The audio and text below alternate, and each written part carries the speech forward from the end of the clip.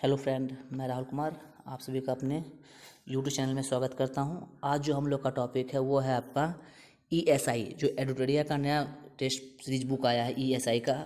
उसका जो first chapter है हम लोग आज उसको करने वाले हैं। ठीक है, चलिए आज का जो फर्स्ट क्वेश्चन आपका है कि भारत के साथ व्यापार करने का चार्टर महारानी एलिजाबेथ द्वारा कब दिया गया था। तो ये दिया गया था 31 दिसंबर 16 को, क्योंकि आपको पता है कि सबसे पहले भारत में पुर्तगाली आए थे, फिर डच, फिर फ्रांसीसी, अंग्रेजी, इस तरह से सब कतारबद्ध आते गए थे। नेक्स्ट आपका क्वेश्चन है कि भारतीय राष्ट्रीय कांग्रेस यानी भारतीय राष्ट्रीय आंदोलन के प्रारंभ से ही उग्रवादियों का भी वर्ग था, निम्न में कौन शामिल नहीं थे। तो अब देखिए, कहने का मतलब आपका ये है कि कौन उग्रवादियों के आंदोलन में शामिल नहीं थे। तो उसमें जो शामिल नहीं थे वो थे हरगोविंद रनाडे। ठीक है, ये उसमें शामिल नहीं थे क्योंकि इन्होंने पूना सार्वजनिक सभा की स्थापना 1867 में किया था। ठीक है, और जितने भी सारे ग्राम दल से संबंधित थे। नेक्स्ट है 1916 में कांग्रेस और मुस्लिम लीग के बीच लखनऊ समझौता हुआ, उसके कौन से परिणाम बाद में घातक सिद्ध हुए। यानी कहने का मतलब जो हुआ था अंदर, उसका जो परिणाम घातक हुआ था कि कांग्रेस और मुसलमानों के प्रति संतुष्ट कारण की नीति का आरंभ हो गया था। नेक्स्ट है व्यक्तिगत सत्याग्रह किस गवर्नर के काल में हुआ था। व्यक्तिगत सत्याग्रह, तो व्यक्तिगत सत्याग्रह जो हुआ था वो हुआ था आपके लॉर्ड लिनलिथगो। लॉर्ड लिनलिथगो, क्योंकि इनका जो कार्यकाल था 1936 से 1943 तक था। नेक्स्ट है भारतीय राष्ट्रीय कांग्रेस की पूर्ववर्ती संस्थाओं में सबसे पहली और प्रमुख संस्था कौन थी। तो सबसे प्रमुख संस्था थी भारतीय राष्ट्रीय कांग्रेस की सर्वप्रथम, वो थी आपकी ब्रिटिश इंडिया एसोसिएशन। नेक्स्ट है कि पूना समझौता किन दो पक्षों के मध्य हुआ था। तो पूना समझौता वो हुआ था दलित और हिंदू नेताओं के बीच हुआ था। दलित और हिंदू नेताओं के बीच, यानी इसमें जो हुआ था पूना समझौता में गांधी जी और भीमराव अंबेडकर के बीच 1932 ईस्वी में हुआ था। नेक्स्ट है Dadabhai Naoroji British House of Commons में के लिए जो चुने गए थे पहले भारतीय थे, उन्होंने किस पार्टी पर टिकट पर चुनाव जीता था। तो उन्होंने जो जीता था चुनाव, वो जीता था 1892 ईस्वी में लिबरल पार्टी से। कभी जीता था 1892 ईस्वी में लिबरल पार्टी से। इसे भारत का grand old man of India भी कहा जाता है। हाँ, संसद ने भारत स्वतंत्रता कानून 1947 पारित किया था। तो इन्होंने किया था जुलाई 1947। कभी क्या होता है कि डेट भी पूछ देता है, तो इस कंडीशन में आप याद रखिएगा 18 जुलाई। कब? 18 जुलाई 1947। नेक्स्ट है मुस्लिम लीग ने पाकिस्तान की मांग आधिकारिक तौर पर कब किया था। तो आधिकारिक तौर पर जो पाकिस्तान की मांग किया गया था वो किया गया था मार्च 1940 में मुस्लिम लीग के द्वारा। नेक्स्ट है भारत में थियोसोफिकल मत का किसने आरंभ किया था। तो भारत में जो किया गया था थियोसोफिकल मत का आरंभ madam Shri Blavatsky and colonel Olcott के बीच। लेकिन एक टाइम बाद ऐसा भी हुआ था कि एनी बेसेंट भी इनकी अध्यक्ष पद पे रही थी। बट यहाँ पूछ रहा है किसका मत प्रारंभ किया था, तो आप सिर्फ डी नंबर आंसर लगाओगे। नेक्स्ट आपका क्वेश्चन है मैथ का क्वेश्चन। हम लोग मैथ के क्वेश्चन क्या करते हैं, हम लोग स्किप करते हैं। ओके, चलिए। हाँ, नेक्स्ट है हाल ही में सुर्खियों में रहा बोगनविल किस देश से संबंधित है। बोगनविल हो किस देश से संबंधित है। तो बोगनविल जो है वो है पपुआ न्यू गिनी। पता है आपको पपुआ न्यू गिनी जो अभी एक नया देश बन गया है। ठीक है, और यहाँ का जो बोगनविल काफ़ी प्रचलित हो गया। सुनहरा रेशा होता है, तो सुनहरा रेशा हम लोग किसे बोलते हैं। तो आपको पता होना सुनहरा रेशा जो बोला जाता है वो बोला जाता है जूट को। किसको बोला जाता है? जूट को। और आपको पता ये होना चाहिए कि भारत में सबसे ज़्यादा जूट जो है पश्चिम बंगाल हाल फिलहाल में उत्पादन करता है। एक टाइम बिहार भी था बट अभी पश्चिम बंगाल है करंट में। नेक्स्ट है न्यू कैसल पोर्ट जो दुनिया का सबसे बड़ा कोयला निर्यातक बंदरगाह है, यह किस देश में स्थित है। तो न्यू कैसल कोर्ट, ठीक है, जो बंदरगाह है ये स्थित आपका है ऑस्ट्रेलिया में। ओके, कहाँ स्थित है? ऑस्ट्रेलिया में। अब है कि देशांतर रेखाओं के मध्य कौन सही है। तो देशांतर रेखाओं के विचार जब पढ़ोगे तो इसमें आपको एक चीज़ नजर आएगा कि देशांतर रेखा के मध्य सर्वाधिक दूरी विषुवत रेखा पे होती है। इसका आंसर ये होगा, राइट।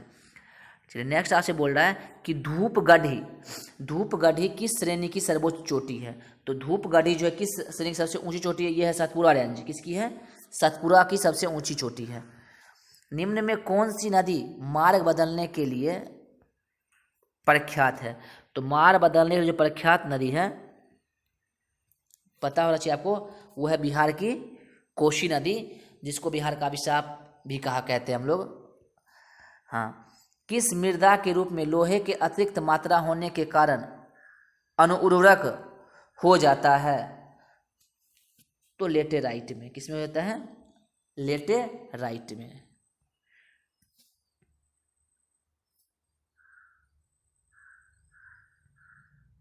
थोड़ा धुंधला धुंधला दिख रहा है। हाँ, मिश्रित कृषि में सम्मिलित होता है। मिश्रित कृषि मतलब होता है कि दो चीज को मिला के करना, तो उसमें फसल के साथ साथ पशुपालन भी करना हो जाता है। नेक्स्ट आपका क्वेश्चन बोल रहा है, भारत का सबसे पुराना तेल भंडार कहाँ स्थित है? तो भारत का सबसे पुराना तेल भंडार है वो आपका स्थित है डिगबोई में। डिगबोई है कहाँ? तो असम में है। आपको याद होना चाहिए, अंकलेश्वर गुजरात में, मुंबई है मुंबई में है, ठीक है। कोयली में भी गुजरात में ही है। सबसे पुराना डिगबोई हो गया। अब निम्न में कौन जैवियन ग्रह नहीं है? कौन जैवियन ग्रह नहीं है? तो जैवियन ग्रह जो नहीं है वो है शुक्र। नेक्स्ट है, विक्टोरिया जलप्रपात किस नदी से संबंधित है? विक्टोरिया जलप्रपात है वो है जाम्बेजी नदी। कौन से है? जाम्बेजी नदी से संबंधित है कौन? विक्टोरिया जलप्रपात। इसकी ऊंचाई जो है 108 मीटर इसकी ऊंचाई है। नेक्स्ट है, निम्नलिखित में कौन सुमेलित को दर्शाता है? अब देखिए, कौन सुमेलित को दर्शाता है? तो सुमेलित को दर्शाता है आपको भैया देखना पड़ेगा। अब देखिए, क्षोभ मंडल जो है मौसमी घटना से संबंधित है, ये तो भाई राइट है, ओके। समताप मंडल तापमान का क्रमशः कम, बिल्कुल नहीं, क्योंकि ये गलत है, क्योंकि ये तापमान उसमें समान रहता है। आयान मंडल जो है ये बेतार संचार के लिए उपयोगी है।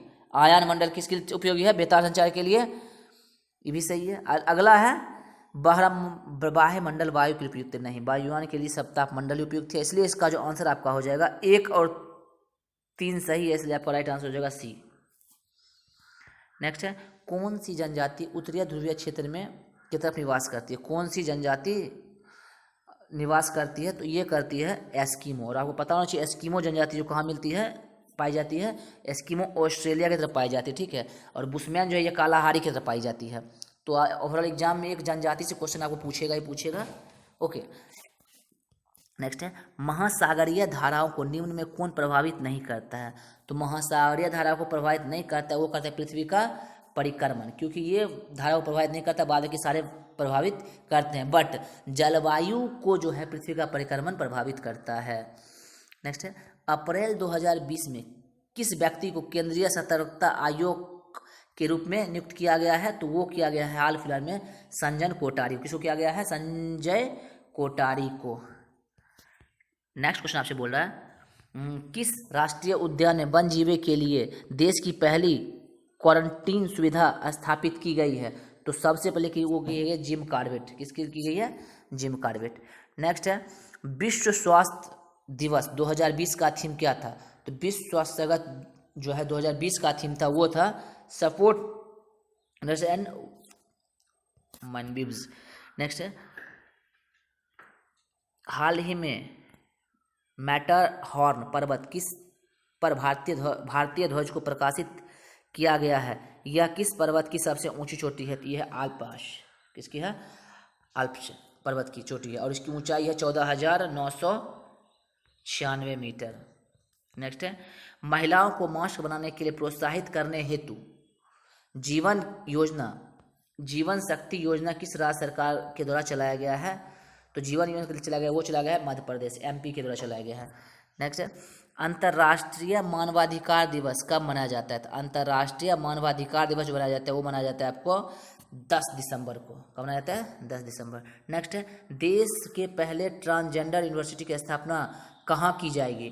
तो देश के प्रथम ट्रांसजेंडर यूनिवर्सिटी स्थापना की जाएगी कुशीनगर। कहाँ की जाएगी? कुशीनगर। इंडिया करप्शन सर्वे 2019 के अनुसार देश में सबसे भ्रष्ट राज्यों की सूची में प्रथम स्थान पे कौन है?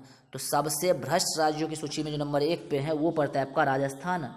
और भारत में सबसे कम करप्शन वो होता है केरल में। हज प्रक्रिया को पूरे तरह डिजिटल बनाने वाला विश्व का पहला देश कौन था? तो तो हज प्रक्रिया को पूर्ण रूप से डिजिटल बनाने वाला फर्स्ट देश था भारत। ओके, नेक्स्ट है पुरुष हॉकी विश्व कप 2023 किस देश से प्रस्तावित है? तो पुरुष हॉकी विश्व कप 2023 जो हुआ है भारत में प्रस्तावित है।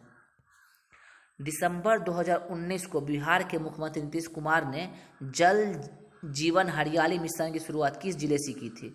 तो नीतीश कुमार ने जल जीवन हरियाली कार्यक्रम की शुरुआत की थी, वो की थी पश्चिमी चंपारण से। ओके, जो पहले चंपारण था गांधी जी के टाइम में, बट अब दोनों भाग में बढ़ गया, पूर्वी और पश्चिम। ड्रीम ऑफ ए बिलियन पुस्तक के लेखक कौन है? तो इसके जो लेखक आपके हैं बोरियार मजुमदार और नलिन मेहता, दोनों ने मिलकर ड्रीम ऑफ बिलियन लिखा था, इसलिए इसका राइट आंसर हो जाएगा डी नंबर, ए बी दोनों सही है। 42 है कि मई 2020 में किस राज्य में मूर्ति कला को जीआई टैग प्रदान किया गया है? तो मूर्ति कला को जीआई टैग प्रदान किया, वो किया गया है उत्तर प्रदेश की मूर्ति कला को। नेक्स्ट है बजट 2021 के तहत केरोसिन और पेट्रोल की निर्भरता को दूर करने के लिए किस कार्यक्रम की शुरुआत की गई है? तो जिस कार्यक्रम की शुरुआत की गई उस कार्यक्रम का नाम है आपका कुसुम योजना। कौन सी? कुसुम योजना। नेक्स्ट है ग्लोबल एनर्जी ट्रांजिशन इंडेक्स 2020 में भारत का स्थान कौन था? तो इसमें जो भारत का स्थान है वो है 74वां। इससे पहले 19 में भारत का स्थान था 77 नंबर का था। नेक्स्ट है आपका रणजी ट्रॉफी 2020 का विजेता कौन रहा? तो जो रणजी ट्रॉफी 2020 का जो विजेता रहा था वो रहा था आपका सौराष्ट्र। कौन रहा था? सौराष्ट्र। किस अंतरिक्ष एजेंसी ने मई 2020 में पहली बार अंतरिक्ष यात्रियों को अंतर्राष्ट्रीय अंतरिक्ष स्टेशन भेजने का लक्ष्य रखा है? Space x. ओके, नासा पता ही अमेरिका में स्थित है, इसरो भारत में स्थित है, जॉक्स जापान में स्थित है। ओके, नेक्स्ट है भारतीय चिकित्सा अनुसंधान परिषद द्वारा गठित कार्यबल द्वारा कोरोना वायरस के लिए किस दवा की सिफारिश की गई है? तो उसकी जो दवाई का नाम हुआ है हाइड्रोक्सीक्लोरोक्विन। ओके, नेक्स्ट है 48 नंबर मार्च 2020 में राष्ट्रपति रामनाथ कोविंद ने किस पूर्व मुख्य न्यायाधीश को राज्यसभा के लिए मनोनीत किया है? तो राज्यसभा को मनोनीत किया गया था, वो किया गया था रंजन गोगोई जो किया गया था। और ये इसलिए ज़्यादा हाईलाइटेड है क्योंकि उन्होंने धारा 370 राम जन्मभूमि पे उन्होंने क्या किया था? अपना जस्टिस दिया था। अगर भारत का पहला पैदल सेना संग्रहालय कहाँ खोला जाएगा? भारत का जो पहला पैदल सेना संग्रहालय है वो जो खोला जाएगा वो खोला जाएगा आपका इंदौर में। और इसमें जो है 1947 से लेकर अभी तक जितने वीर योद्धा हुए थे उनके मूर्तियों को लगाया जाएगा, उनकी शौर्य गाथाओं के बारे में बताया जाएगा। नेक्स्ट है हाल ही में उत्तराखंड सरकार ने किस शहर को उत्तराखंड की ग्रीष्मकालीन राजधानी बनाने की घोषणा की है? ये क्वेश्चन काफ़ी इंपॉर्टेंट इसलिए है क्योंकि राजधानी ग्रीष्मकालीन के बारे में पूछ रहा है, तो वो बनाएगी गौरसैन को। किसको बनाएगी? गौरसैन को। नेक्स्ट है आपका क्वेश्चन प्रकाश क्या है? ओके, प्रकाश क्या है? तो प्रकाश जो है यह विद्युत चुम्बकीय तरंग है, बिल्कुल सही है। यह कण प्रकृति है, ये ऊर्जा का रूप, यानी उपयुक्त में सभी इसके आंसर होंगे। हम लोग चलते हैं नेक्स्ट क्वेश्चन। नेक्स्ट क्वेश्चन है बायोगैस संयंत्र में निम्नलिखित में कौन सी प्रक्रिया होती है? तो बायोगैस संयंत्र में होती है किण्वन प्रक्रिया। कौन सी क्रिया होती है? किण्वन। नेक्स्ट है एक वर्ग में ऊपर से नीचे की ओर आने पर परमाणु क्रमांक के आकार में क्या प्रभाव पड़ता है? तो ऑब्वियसली वो क्या होगा? बढ़ेगा ही बढ़ेगा। नेक्स्ट 54 नंबर क्वेश्चन वायुमंडल में किस प्रकार की विसरण का कारण है? वायुमंडल में प्रकाश की विसरण का कारण क्या है? तो वायुमंडल जो प्रकाश की विसरण का कारण है विसरण धूलकण है। किसी भी यौगिक O का ऑक्सीजन संख्या क्या होता है? तो वो 0 होता है। कितना होता है? स्टार्टिंग में वो 0 ही होता है। नेक्स्ट है सर्प विस्रोधी सुई किस तत्व का एक यौगिक है? तो सर्प विस्रोधी जो है वो है स्वर्ण यौगिक। कौन सा है? स्वर्ण यौगिक। दाब का विमीय सूत्र क्या है? तो दाब का विमीय सूत्र है Ml-2। ओके, जैव सेल क्या है? तो जैव सेल है ये है एक प्रकार का कोयला, क्यों पता है? जीवाश्म है। कोयला क्या है? एक जीवाश्म है। याददाश्त का संबंध मस्तिष्क से निम्न में किस भाग से है? तो याददाश्त का जो संबंध है वो है सेरेब्रम से। और आपको ये पता होना चाहिए कि भूख, खांसी, प्यास, दर्द जो भी होता है वो पता चलता है इससे हाइपोथैलेमस से। एक जीवाश्म पक्षी का नाम बताएं जो एक पक्षी की तरह दिखता है लेकिन सरीसृप के जैसी अन्य विशेषताएं हैं। ओके, तो वो जो हो जाते हैं वो होता है आर्कियो वेट आर्क्योटिक्स।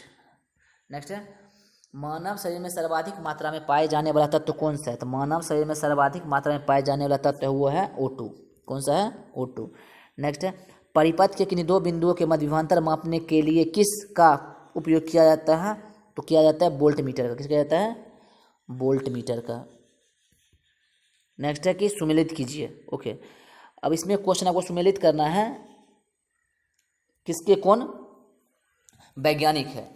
तो आप देखो इलेक्ट्रॉन का जो है कौन सा है, प्रोटॉन का कौन सा है, पॉजिट्रॉन का कौन सा है। ठीक, तो इस तरह से जब आप पाओगे, जब करोगे तो आपको ये पता होना चाहिए। इसका राइट आंसर हो जाएगा 3 नंबर, क्योंकि पॉजिट्रॉन का जो है एंडरसन है 3 2 1 4 3 2 1 4 है आपका। नेक्स्ट है K2Cr2O7 में क्रोमियम की ऑक्सीकरण संख्या कितनी होगी? तो इसमें क्रोमियम की ऑक्सीकरण संख्या 6 होगी। जंतुओं तथा पादपों के मृत अवशेषों या के सड़ने या गलने से क्या होता है? तो सड़ने या गलने से पहले आपको पता है कि रासायनिक क्रिया होगी, ये तो आपको पता ही है। बट यहाँ क्या बोल रहा है और क्या होता है साथ में? ठीक है, तो सड़ने या गलने से जो होता है वो आपका हो जाएगा, किण्वन भी होती है साथ में, यानी बी और सी राइट होगा आंसर। निम्न में कौन अनुवांशिक रोग नहीं है? देखिए थैलेमिया, हीमोफीलिया और वर्धानता अनुवांशिक रोग है, बट ल्यूकीमिया अनुवांशिक रोग नहीं, क्योंकि एक प्रकार का कैंसर रोग है ल्यूकीमिया। किस अधिनियम द्वारा सांप्रदायिक आधार पर सिखों, भारतीय, ईसाइयों, आंग्ल भारतीय और यूरोपियों के लिए पृथक निर्वाचन सिद्धांत को विस्तारित किया गया था? तो ये किया गया था 1919, मॉन्टेस्क्यू चेम्सफोर्ड। भारत के दौरान मौलिक अधिकारों का आपातकाल के दौरान मौलिक अधिकारों का निलंबन कौन कर सकता है? तो देखिए आपातकाल के अनुसार जो है मौलिक कर्तव्य जो है निलंबन वो सिर्फ भारत का राष्ट्रपति ही कर सकता है। प्राक्कलन समिति के सदस्यों की कार्यकाल कितनी होती है? प्राक्कलन समिति की जो सदस्यों की संख्या होती है वो होती है सिर्फ कार्यकाल होती है 1 वर्ष की, और इसमें सबसे ज़्यादा सदस्य होते हैं 30 सदस्य होते हैं, और 30 सदस्य किसके होते हैं? लोकसभा के होते हैं। किसके होते हैं? लोकसभा के। नेक्स्ट है, निम्न में किसके अनुमोदन से भारत की सिंचित निधि से पैसा निकाला जाता है? तो भारत के सिंचित निधि से पैसा निकाला जाएगा, वो निकाला जाएगा भारत की सांसद, भारतीय सांसद के द्वारा निकाला जा सकता है, क्योंकि अनुच्छेद 266 में ये बताया गया है। नेक्स्ट है, भारतीय संविधान में विधि के समक्ष समता किस देश के संविधान से लिया गया है? देखिए संसदीय प्रणाली विधि की समक्ष क्षमता जो ये सब इंग्लैंड यानी ब्रिटेन के संविधान से लिया गया है। संविधान संशोधन प्रक्रिया संविधान के किस भाग में उल्लेखित किया गया है? देखिए संविधान संशोधन प्रक्रिया जो होती है वो होती है अनुच्छेद भाग 20 के तहत अनुच्छेद 368 में। अब आपका यहाँ पे दिया हुआ है क्वेश्चन मिलान करने के लिए। तो देखिए सबसे पहले है क्या आपका भाषाओं का उल्लेख। तो भाषाओं का उल्लेख सीधी बात है 8वीं अनुसूची से संबंधित है। दल बदल जो अधिनियम यह 10वीं अनुसूची से संबंधित है। 73वां संविधान संशोधन जो 73वां संविधान संशोधन है यह है 11वीं अनुसूची से। भूमि सुधार एवं अधिग्रहण संबंधित ये है आपकी 9वीं अनुसूची से। ओके, तो नहीं इसका आंसर हो जाएगा आपका सी नंबर। कौन सा हो जाएगा? C number. Right answer is C है। 1833 के चार्टर अधिनियम के अंतर्गत प्रथम विधि आयोग का गठन किसकी अध्यक्षता में किया गया था? तो प्रथम विधि आयोग का जो गठन किया गया था वो किया गया था लॉर्ड माइकाले। ओके, बट भारत के जो प्रथम भारतीय गवर्नर जनरल थे वो थे लॉर्ड विलियम बेंटिक इसी चार्टर योजना के अंतर्गत। भारत संविधान की प्रस्तावना दीर्घकालीन सपनों का विचार है, निम्न में यह किसका कथन है? तो ये जो कथन आपका है ये है अल्लादी कृष्णा स्वामी अय्यर। किसका? अल्लादी कृष्णा स्वामी अय्यर जी का है। हाँ, संवैधानिक उपचारों के अधिकार किसने संविधान की आत्मा कहा है? तो अनुच्छेद 32 में जो है भीमराव अंबेडकर ने संवैधानिक उपचारों को भारत का आत्मा कहा है। ठीक है, बिहार में कितनी बार उपरांत स्वतंत्रता के उपरांत राष्ट्रपति शासन लगाया गया था? तो भारत में जो बिहार में टोटल 8 बार लगाया गया था। और भारत में सबसे पहले आपातकाल पंजाब में लगाया था। कहाँ लगाया गया था? पंजाब में। और सबसे ज़्यादा दिन तक जम्मू कश्मीर में। कहाँ लगाया था? जम्मू कश्मीर में। भारत में हुनों का प्रथम हमला किस शासक के समय हुआ था? तो हुनों पे जो हमला हुआ था स्कंदगुप्त के समय। किसके समय हुआ था? स्कंदगुप्त के शासनकाल में हुआ था।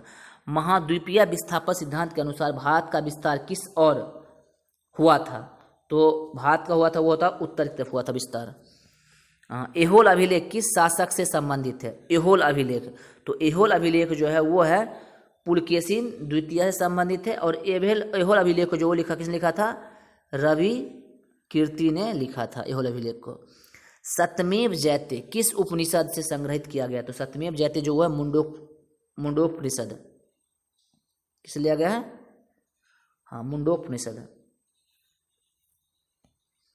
नेक्स्ट है महावस्तु महाबुद्ध का जीवन वृत्त है, इसका किस शाखा से संबंधित है? तो इसका जो है वो है महायान, क्योंकि महायान और हीनयान 2 संप्रदाय थे, लेकिन इसका कौन है?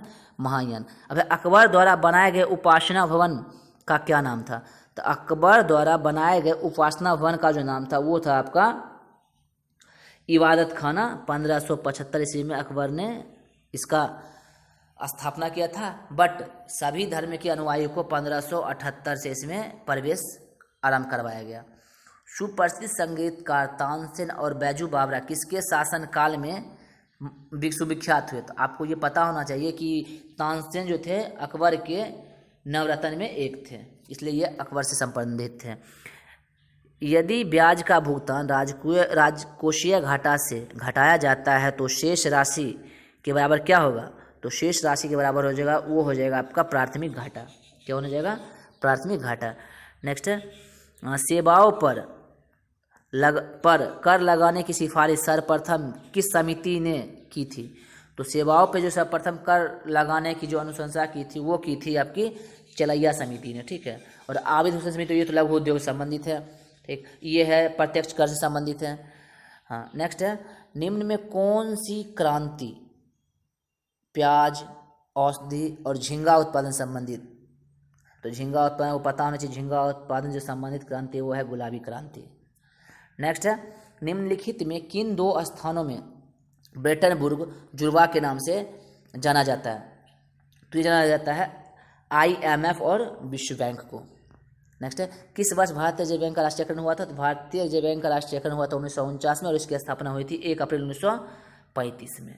बट 14 बैंकों का राष्ट्रीयकरण हुआ था वो था 1969 में, इसलिए आप इस चीज़ को ध्यान रखिएगा। यदि राजस्व घाटों के उन अनुदानों या व्ययों से निकाल दिया जाए जो प्रभाव में पूंजी सृजन से संबंधित है तो कौन सा घाटा प्राप्त होगा? तो वो प्राप्त होगा वो होगा प्रभावी राजस्व घाटा। कौन सा होगा? प्रभावी राजस्व घाटा। निम्न में कौन सुमेलित नहीं है? देखिए, एक तरफ है देश, एक तरफ है खेल। स्पेन बुल फाइटिंग सही है, अमेरिका बेसबॉल ये भी सही है, कनाडा आइस हॉकी ये भी सही है, भूटान फुटबॉल ये गलत है, क्योंकि भूटान जो है फुटबॉल में ना प्रसिद्ध है, वो तीरंदाजी में किस में है? तीरंदाजी। भूटान में तीरंदाजी बहुत ज़्यादा होता है। नेक्स्ट है भारत में आय का कर है, तो भारत में जो आय कर है वो है प्रत्यक्ष और प्रगतिशील, क्योंकि ये तो प्रत्यक्ष है बट जैसे ही आपका सैलरी बढ़ता है तो ये प्रगतिशील होते रहता है। राष्ट्रीय आय में कृषि का योगदान क्या हो रहा है? तो देखिए अब जो है प्रेजेंट टाइम में राष्ट्रीय आय में कृषि का योगदान गिर रहा है, बट सेवा क्षेत्र का योगदान क्या हो रहा है? बढ़ रहा है। नेक्स्ट है कुचिपुड़ी किस राज्य का सुप्रसिद्ध लोक नृत्य है? तो कुचिपुड़ी जो है वो सुप्रसिद्ध लोक नृत्य है, वो है आंध्र प्रदेश की। किसकी है? आंध्र प्रदेश की। हरमनप्रीत कौर का संबंध किस खेल से? पता है, हरमनप्रीत कौर जो है वो क्रिकेट से संबंधित है और भारत की प्रथम महिला ऐसी है जो 100 T20 मैच खेली है सबसे पहले। भारत में वन स्थिति रिपोर्ट जो है के अनुसार वन क्षेत्र की वृद्धि करने वाले शीर्ष राज्यक्रम कौन कौन से हैं? तो शीर्ष राज्यक्रम जो है वो है आपके